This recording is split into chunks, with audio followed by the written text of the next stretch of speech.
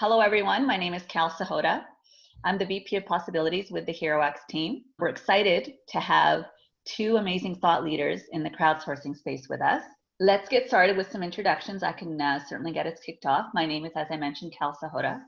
My role with the team at HeroX is the VP of Possibilities, which is just a really fun way of saying that I get the pleasure of connecting with organizations all over the globe to speak to them about their innovation strategies and how to implement crowd as a key component of that strategy. Christian, how about you? Give us a little bit of an introduction. Sure, thanks, Cal. So my name is Christian Cotichini. I'm the co-founder and CEO of HeroX. I've been a longtime entrepreneur. HeroX is my fourth startup. And the last one we sold to Dell as they were going private.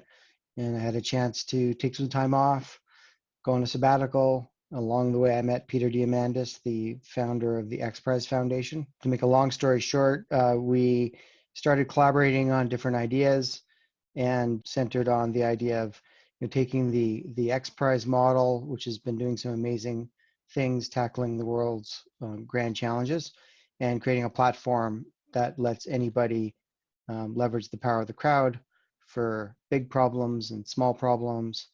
And that was the genesis of HeroX. And I'm very proud with the progress we've made and the work that we're doing for our customers and the amazing innovation that the crowd is doing. Welcome, Christian. Ken, tell us a little bit about you. I've been a serial entrepreneur for about the last 20 years. High-end disruptive technology companies that serve both the commercial and federal sectors. And then about 8 years ago, started by accident a nonprofit that became an international science and technology think tank, where we specialized in distributed problem solving and orthogonal approaches to looking at difficult problems, starting in the U.S. intelligence community, but then kind of moving that outward into the commercial sector. And currently we have relationships across the US and internationally to bring ecosystems of solvers together around great technologies like HeroX. All right, so gentlemen, let's get into our questions. But before we get into specific questions, I want to learn a little bit more about your guys' journey. So I know you've both shared already a little bit in your introductions, but tell our audience, Ken, a little bit about how you became a thought leader or a subject matter expert in this space. I mean, I wouldn't imagine that it's something that you imagine that you're going to be, right? So tell us a little bit about your journey that brought you to where you are today. Yeah, absolutely. I mean, if you'd asked me even 15 years ago if I thought I'd be in the position I am today, I would say absolutely not. Mainly the reason why I stumbled across a lot of the things that we excel in today is perseverance. I'm a huge fan of pushing it up against the ceiling when people say that things aren't possible. I'm a huge believer in applied innovation and where that can take you. And so, a lot of my journey has been filled with typical entrepreneurial ups and downs. And you learn a lot, though. As we kind of progressed, I think it's important to just say what you feel. Never be afraid to express your opinion. And I think that's where, we've really moved ahead in terms of thinking of next generation crowdsourcing is really testing the limits of what can be done with technology today and galvanizing crowds in new ways. So that's certainly something that I was not purposely standing on a whiteboard. So Christian, I'm sure it's much the same story for you. Tell us what makes you personally so passionate about HeroX and crowdsourcing. There's a huge amount of almost a fetish around new technologies, AI, machine learning, robots, there's all of these things that are happening and people jump straight to the tech, almost like magical in what it does, which unfortunately almost always means that it doesn't meet the initial expectations. Behind every invention, behind every breakthrough, there's humans, a focused team of humans that have worked really hard to make that stuff work. I find the amazingness of innovation is with us, with humans, and what we're capable of. I think we should spend more time looking at the source of all of these amazing technologies and breakthroughs, which is really us as the tool makers and not the tools. Startups are great. I love them. It's my job, path I've chosen. But anybody who's actually done a startup, all the way through to a successful, the creation of a successful business, whether that's a business that keeps on running or has been sold, knows that it's at the end of the day, if you count the hours, it's probably 1% innovation and 99% execution and hard work. If startups are the only way for us to innovate, if big companies want to acquire innovation from outside, buying a startup is a really inefficient way to do that, or at the very least in certain circumstances, there needs to be a better way. So crowdsourcing kind of lets you mainline innovation, go straight to the source, leverage the collective intelligence of humanity, which is really limitless almost. Organizations, I think, are really underestimating the power of people, and the fact that no matter who you are, no matter what organization you work for, most of the smartest people work for somebody else. Ken, this one's for you. Where do you see crowdsourcing as being underutilized? Well, I mean, I want to echo what Christian was discussing. I think that we as organizations and companies maybe aren't the most efficient in tapping into the brilliance of the people that are in the office next to us, in field offices across the U.S. or across the globe. It's a process to tap into a lot of the innovation and the brilliance that people inherently have. And I think that, while commercial industry is adopting, more and more ways to crowdsource internally and incentivize people to be a part of solving, some of their problems, I'd still probably have to say the government, while it leans in to innovation, and there's amazing people in the public sector that are really trying to lead the way and do great things for this country, whether it's capability based or innovation driven, which can be process as well. But I think it's a bigger challenge to apply the innovation in the government setting than it is in the commercial world. It's a difficult process to take outcomes from innovation and turn them into sustainable programs. And they're still, early in terms of galvanizing their own workforce and giving them avenues to participate in some of the critical missions that they serve. That is because of the environments they work in, which sometimes limit, what can be shared. But I think if we could really tap into the everyday person like myself and everyone on this webinar, to give them an avenue to express the things that they have internally already, the brilliance and the knowledge that they possess. And I think we're going to be better off as an economic force, but I think we'll be even better as a world population. Where do you see the greatest impact? I mean, I would say, how about the avoidance of extinction? We've invented this thing called the internet. The internet we've created many inventions, over our history. As I said, we're tool makers. What differentiates us from almost every other species is our ability to create, our ability to be creative, and the genesis of all that we do around innovation and creation is all that what's essentially human. And some of the inventions we create, they connect us. They create networks. Everything from the radio to telephone. Fast forward, and we've created the internet, which really is a first real platform that brings network effects to other inventions at scale.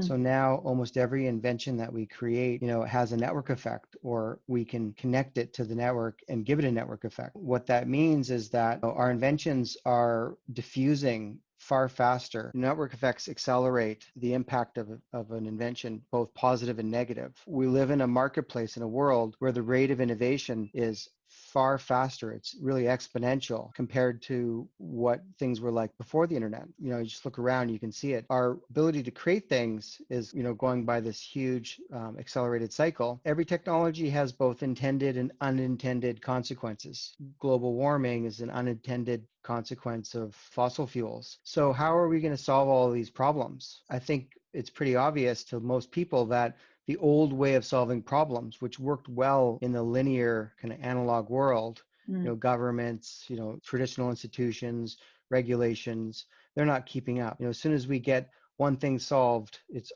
already moved on to something else. The only way for us to get on top of all of these problems before they overwhelm us is to use the internet as the problem-solving approach, which crowdsourcing is a huge part of that. If we can get together and work together using crowdsourcing to solve these problems, we're using network effects against the network effects that are driving these problems. I'd love your thoughts just on what Christian just shared, the pace of innovation. I mean, you could be working on a technology, and chances are there's probably somebody right behind you, literally right behind you, with something that's going to make your technology that you're about to launch obsolete. Can you give some thought or any specific examples of when you've had conversations with clients, the pace of innovation has really shown up powerfully? Yeah, it's a great question, and it's an interesting conundrum that young innovative companies face in terms of developing the next shiny, awesome widget. I've seen more companies who developed amazing things, but they weren't solving a current problem. Sure that it's practical for a buyer that has an issue and you can solve it is critical. It's difficult to bring some of the cutting edge technologies that I've seen, and I've seen hundreds and hundreds of unique capabilities over the last 5 or 6 years, spoken with the executive teams and the chief technology officers of these companies, and it's a very interesting paradigm that we live in. And that's why I love, distributed problem solving and utilizing human beings across the globe, because most of the time we're going to get really interesting and practical ideas and solutions, ideation from the crowd and these ecosystems of solvers that maybe we've looked past. We're so focused on the pace of innovation, we're losing sight of, practical things that we execute today. And I think when it comes to cures for different diseases, we're thinking through clean water issues, a whole host of humanitarian issues. Just leveraging the people that are on the ground and their insights is extremely valuable. It isn't until recently, in my humble opinion, that technology is advanced in a way that we can allow everyone to be contributors to these really difficult and wicked problem sets that we face. Well, everything you're saying, Christian, really resonates from my perspective. I know we've had the chance to chat 1 or 2 times, and but when you think about the ability to bring millions of people into an environment, we have to solve the issues of scalability, platforms, and then something that I'm a huge proponent of. How do we apply machine learning, deep learning, and now artificial intelligence elements into the back end of all the collection of all this brilliance and insights, and start to automate and refine the input that we're receiving so we can move faster to applying this great feedback to the problems that we care about. There's a great show on Netflix called Diagnosis. They focus on people with these rare diseases that people can't figure out. Surprisingly, crowdsourcing fits into it. There's episodes where they're looking for, people with the same symptoms as in this rare disease, and then they find them and they share their information, and it leads to breakthroughs. There's just tremendous power in our ability to collaborate. If we're successful, I think, we'll look back at this kind of first, era of the internet, which was really dominated, I guess, by, negativity, by flame wars on discussion groups, complaining, using the internet almost to, in ways to focus on the problems. And because people aren't empowered to be able to collaborate, there's a lot of people on the planet that see these problems, but they feel like they have no way to participate. What do you see as the most current innovation trend? What seems to really be kind of showing up regularly for you as a trend? Well, I think innovation as a whole, you run into, what I run into a lot now is virtual reality, augmented reality, hybrid, XR experiences, quantum computing, obviously UAVs, any advancements we can make in that domain. Of course, artificial intelligence is something that everyone brings up a lot, and it's a noisy space right now on AI. What I've seen is there are a limited number of companies that can do true artificial intelligence at this stage. There's been advancements, in the machine learning, deep learning space, but how do we move artificial intelligence to edge devices? That's going to be a huge thing because if you think about the sheer volume of data that we consume from edge nodes or edge devices, it's quite substantial. And so you need to be able to have learning agents on these devices that can help regulate not only consumption of data, but to get more near real time answers on things that we care about. From a crowdsourcing perspective, something that we've been focused on for, I want to say about 4 years, is the ability to integrate novel means to automate more of the crowdsourcing process on the back end of platforms. So, and that's a big thing to take a bite of.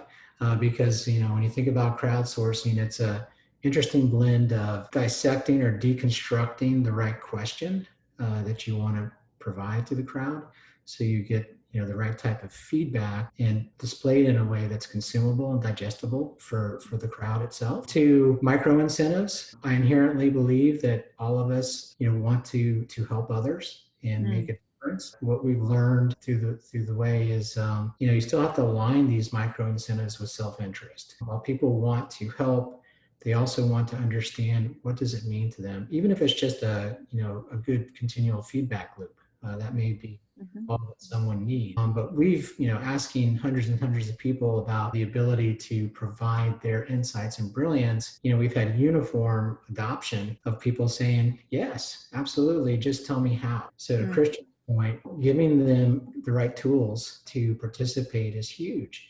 And then I think we're going to see exponential results in terms of really solving things that we've been grappling with for a while, and getting new perspectives from people who are actually dealing with some of the things on the ground level that we all care about. But we need to find a way to incorporate them into that process, and make sure that we have ways to take bits and pieces of ideation that come into these platforms and be able to intelligently link them together using advanced analytics capabilities.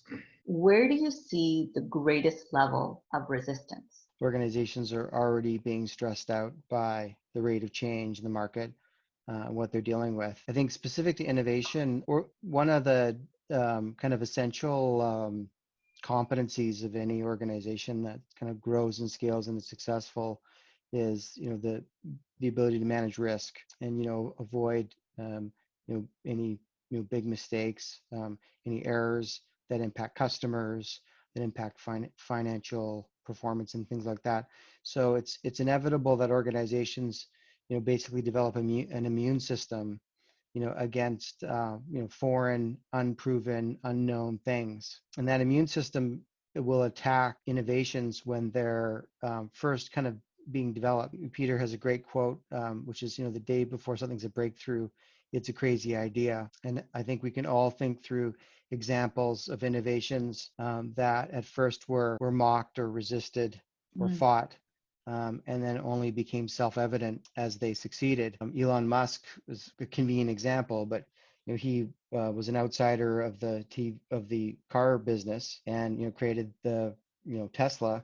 And it was mocked by by the industry, and he was attacked so relentlessly. He actually broke down and cried on 60 Minutes. Now he's done more in the last 100 years. He's done more to transform the automotive industry than any one person. I think there's just a lot of examples of the immune system kicking in on ideas when they're unproven.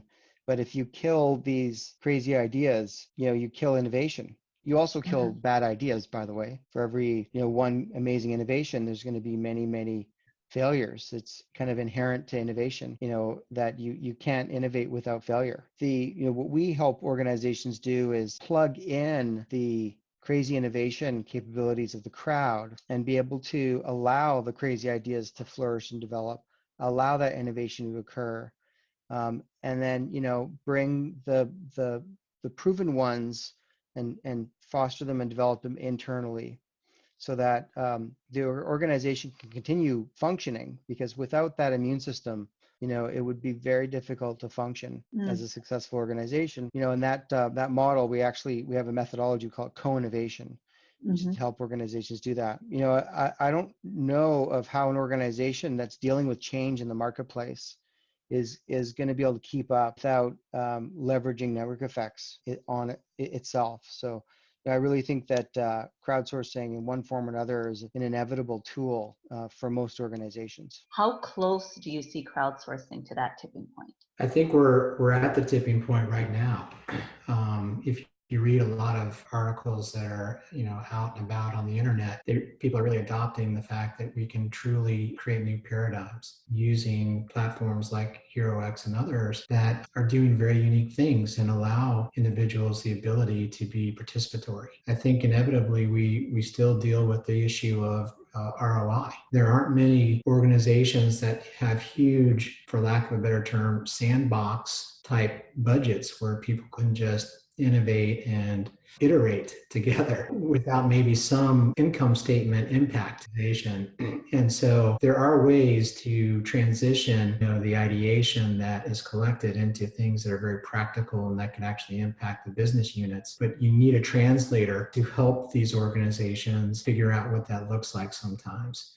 Because a lot of people are still getting their arms around crowdsourcing. I remember like two years ago, if you brought it up, a lot of people would go, "Oh, do you mean crowdfunding?" I think technology has gotten us to a place where we can, legitimately touch millions of people virtually and allow them to create and make an impact in the very world that we live in. And something like that is just, gives me chills just thinking about it, because it's critical to our humankind to allow all of us to contribute to the things that we are suffering from. That type of collaboration will bring us together in more ways than we can imagine right now, and eliminates what side of the aisle we sit on politically or what our backgrounds are. It kind of democratizes opportunity for all people. When you walk into boardrooms, what do you recommend? Do you go towards more of a centralized or decentralized approach when it comes to incorporating crowdsourcing within a large organization? Well, inherently, I use the term distributed problem solving, which is a decentralized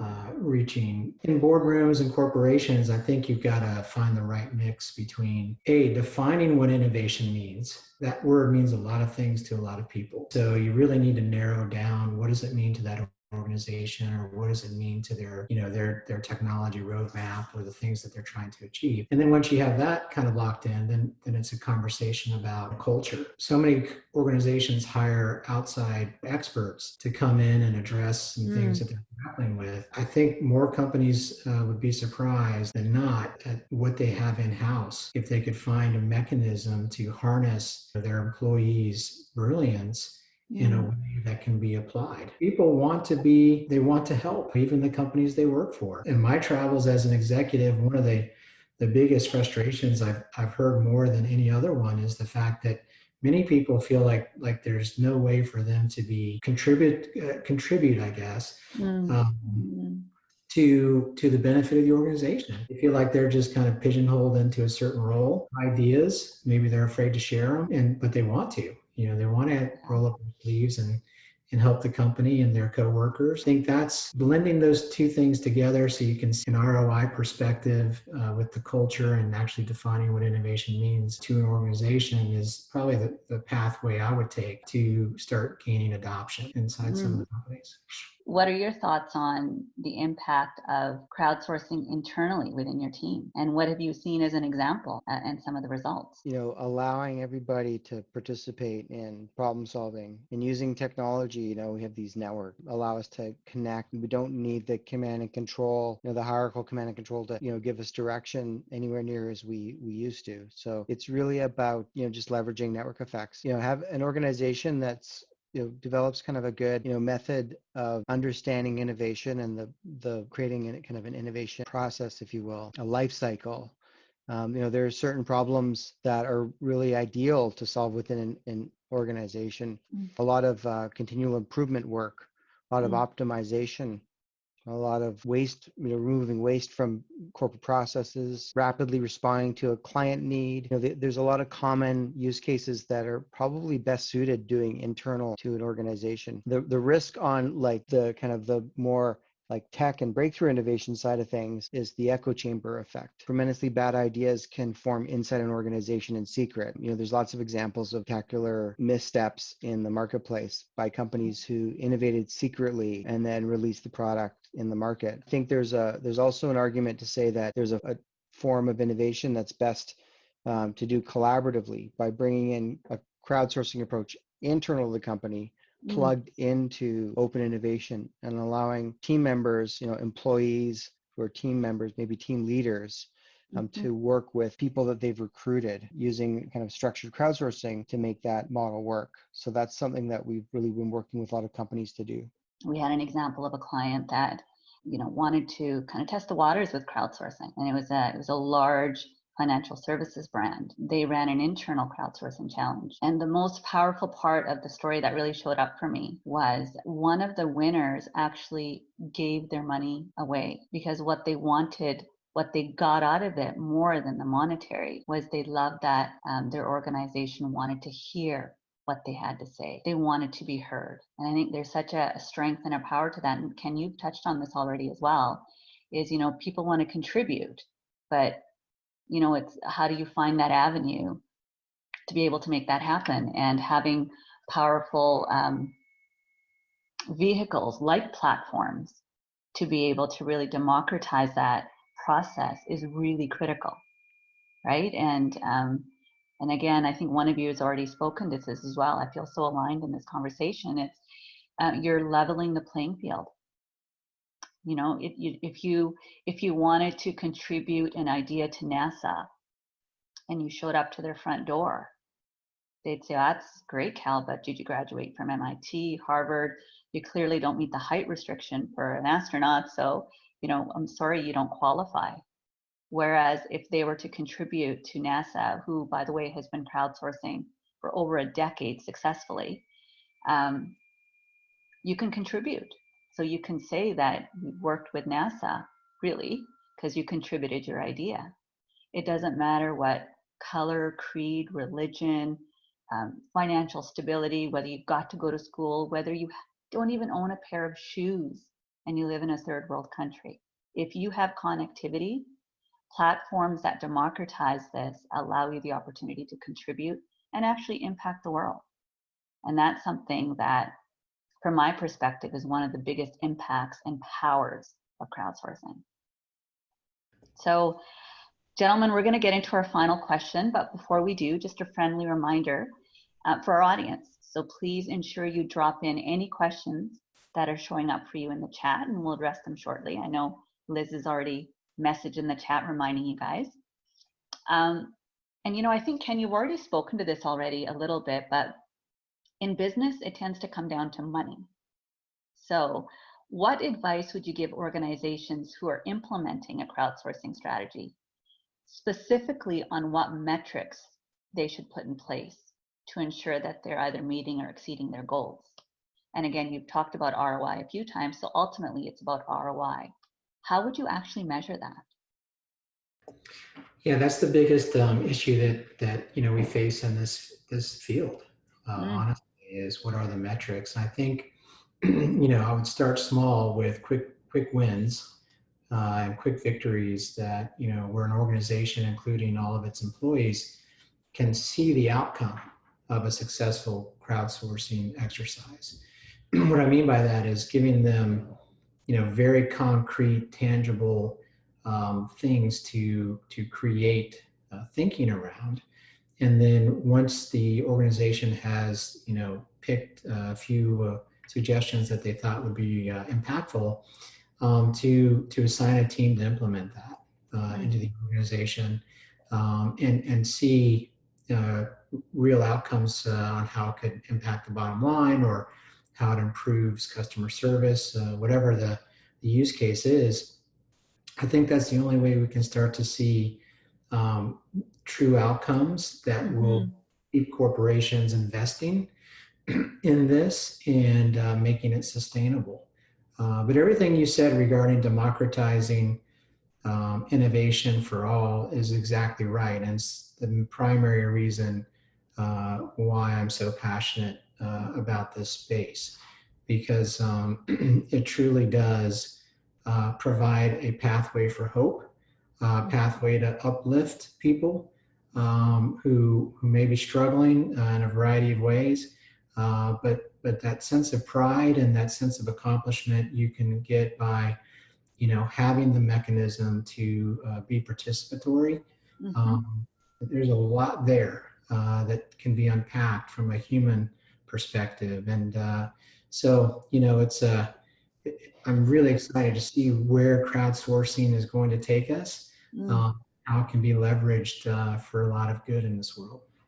I love that. Brilliance and amazing ideas live everywhere. And it's powerful when you actually see the process take place and the results that come out. So Christian, let's dig a little bit further into what Ken just shared a little bit. So when organizations do come to you and say, we want to implement this, Christian, but like, how do we know if it's going to be successful? Like, how do I take this to my, chief innovation officer and prove to them that, this is how we calculate ROI? Like, how do you, as a leader in this space, in this really innovative organization, moving forward and really forging ahead, what advice do you give them? What's the first or one or two steps that you suggest that they take? Well, good question. So, I think we're in this transition of where crowdsourcing, and more specifically, like organizations using crowdsourcing as a business tool. We're going through a transition, where it's been seen as a kind of a novelty, kind of a one-off type project, to now being seen as more of a mainstream tool in their toolkits. And part of that is, and what HeroX is really focusing on, is helping, make crowdsourcing, a business tool that you don't need to be an expert in crowdsourcing to use. All technologies are, are really made mainstream, by creating a great user experience. And in a, that applies to, just as much to business technology as anything else. So, our job is to make, make crowdsourcing a repeatable, easily trainable business, kind of method. And we're helping kind of spread that message by doing as many projects as we can, focusing on the effectiveness and the efficacy and the efficiency, like the economics of crowdsourcing, and then using case studies and examples to share with others, so it can really be, people can start realizing that crowdsourcing, is very normal. It's very predictable. We can't. It's not a magic wand. It's at the end of the day, if you think of crowdsourcing, who's behind crowdsourcing? Well, it's us, right? It's humans. Yeah. It's the same people you hire, right? It's the difference is, in whether you're prescriptive, whether you're telling everybody what to do, you're picking the person you're hiring, you're giving them their job, that kind of old school hierarchy approach, or whether you're being open, you're just saying, like, here's our problem. In many ways, crowdsourcing is everywhere. We just, once it works, we don't call it crowdsourcing anymore. Google, for example, just to use a really quick and convenient example, Google, when they started, there were already at least 50 search engines out there competing with each other and working on better algorithms. And Google struggled to raise money because people were like, well, why do we need to get another search engine, and why are you going to be any better? Well, they used crowdsourced information and fed it into their search engine. Now, which is now evolved into PageRank, that was a crowdsourcing strategy. Now it's just called PageRank. It's just part of how it works. And so, I think, more and more as we do the crowdsourcing work, just be seen as a way of tapping into people. Love that. That's great. So, gentlemen, what I'm going to do is I'm going to stop our questions here, but I am going to circle back to you at the very end and ask you both for some final thoughts. So give some thought to what that thought might be. But we have a couple of questions that we'll get through. So one, this one is for either of you. So Ken, why don't you take this one? I'm going to read it exactly as it's showing up here. So, not everyone would consider themselves creative and intelligent. Do you have any experiences or evidence that creative teams are better at generating innovation than strictly intelligent people? Great question. Mhm. I do have evidence, which is great, and I'm happy to share that briefly. So we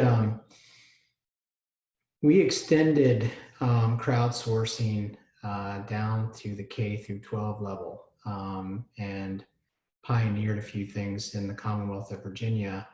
And one of the things that we observed in both of those exercises, one that went all the way down to the 5th grade level, was the creative problem solving that was occurring when you put student solvers in teams. So pieces of brilliance from each one were actually creating a larger solution set.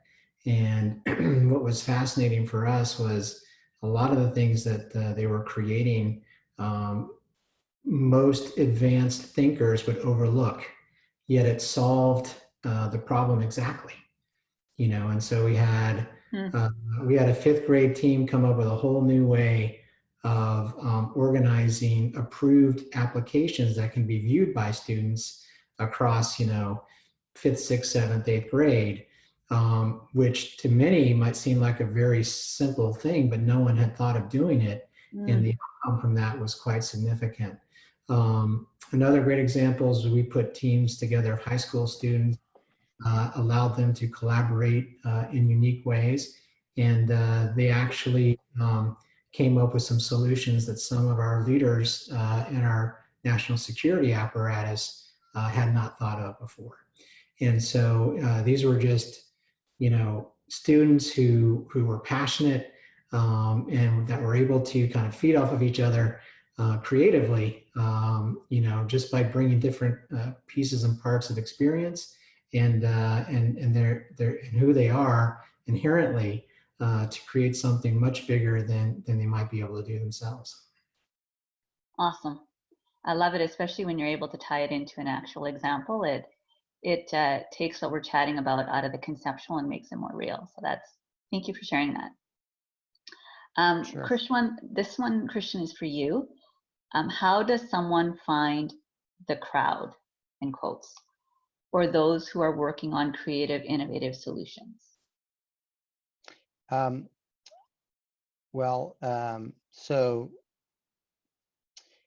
we're all 2 clicks away from each other, right? So, we estimate there's in let's say the knowledge working, space. So knowledge work, thinking for a living, which is what HeroX is focusing on. We estimate there's 900 million addressable solvers globally, and that number's growing quickly. And so, there's a lot of techniques around, getting the right things in front of the right people. Our hope is that, HeroX becomes the social network where users will create accounts, and just like on other social networks, they go on to, see their news feed, to get their, to be able to curate their flow of information. And so users, like potential solvers, will be able to find projects they're interested in. Right now, we specialize in a targeted analytics approach where we recruit crowd off our platform. So we go out and we look through the 900 million users that are out there and use a number of techniques around, spreading the word, mostly related to, getting in front of the people that know the people so that they can forward the message, share the message, spread the message. That diffusion is powerful because we're not trying to sell somebody. We're not trying to win a vote. We're providing access to opportunity. The essence of crowdsourcing is that, the people hire the projects, or, the companies don't hire the people. The people pick the projects. It's reversal of that approach. And that's really in its power is that open and flexibility. And I just want to go back to the previous question real quick, because I think we could do an entire episode on just that question. It's a really interesting and profound question. But the quick version I'll share is that, everybody's a genius at something. You know, everybody who's born on this earth has one or more talents that make them stand out. And I think, you know, one of the, you know, kind of most important things that people can do is, you know, figure out a way to make money, you know, doing what they love doing. And we live in a time where we're all 2 clicks away. And if we can create these liquid marketplaces that are global, we can create an environment where, you know, you can develop your, you know, your love into, and your talent, you know, into, you know, a career, you know, or you know, or getting good at gigs in that specific area. And somebody out there is going to want to pay you to do that stuff. And so I think that's really the opportunity to do it. It's not about, you know, kind of a conceptual, are you creative, are you intelligent? Everybody is a genius at something. Not everybody is a genius in knowledge work. You know, there's some people whose passion is farming, and good news is we need to eat. So, you know, there's other, you know, places where, you know, people will find work. We're focused on knowledge work, because it's really what's growing the economies, and it's you know, centered around this global internet that's creating these amazing network effects. So you know, I just think there's a whole world there. There's a lot of learned helplessness, and you know, people out there that feel stuck. You know, they're stuck because the world hasn't given them the right opportunities. You know, and I'll just say one last thing real quick. You know, if you imagine that if you could walk in, this is for the young people, you know, if you could just imagine you could walk in any company and you could you could take any job you wanted, like any job, and you could just start doing it, right? Nobody would get in your way. And it's real simple. If you do a good job, right, then you get paid for it. Yeah. If you suck at it, you don't get paid for it, No. right? But you can walk into any company, do any job, and try it out. And hey, maybe you find something, you suck at it, but you're determined, and you practice and you get good at it and you get paid for it. That's kind of the kind of the end game, if you will. If we can make crowdsourcing, you know, truly mainstream universal, you know, that's kind of what it'll look like at the end game. And I think that would, you know, just change everything for us. You know, that was so eloquently put. So I'm gonna take that as your final thought, if I may. Yes. And Ken, I'm gonna circle back to you now. You know, in 30 seconds, I acknowledge you're right at time, but I would still love just any final thoughts that you have that you wanted to share today. Well, I think Christian captured the key essence of what I would want to share with anyone of any age, which is we're all brilliant in our own way. And we should not let things in this world dictate or put limits around that. And I think crowdsourcing is going to change the way that we interact together, but change the way that we provide opportunities for all people. I agree with Christian 100% that new economies will be born out of the union and intersection of all of these wonderful ideas and the knowledge and the past experiences that people can share together. And it's going to create whole new ways for us to be successful together that transcends you know, positions that we may take, whether it's politically or, you know, from a religious perspective. I think at the end of the day, all of us want to figure out new ways on how we can be co-collaborators for good. And I think that that crowdsourcing is going to be the mechanism to finally help us get there. Love that. Well said. So on that, Ken, listen, we really appreciate you taking the time out of your really busy schedule today to participate in our webinar and offer your insights and your experience. For those of you who are attending our webinar today, if you'd like to learn more about how you can utilize the power of the crowd, reach out to us directly. We'll be sending a follow-up email, which will include our contact information. And with that, on behalf of Ken, Christian, and myself, thanks so very much for taking the time to join us. Have a wonderful rest of your day. Thanks so very much, everyone. Thank you, everyone. Thank you. Take care.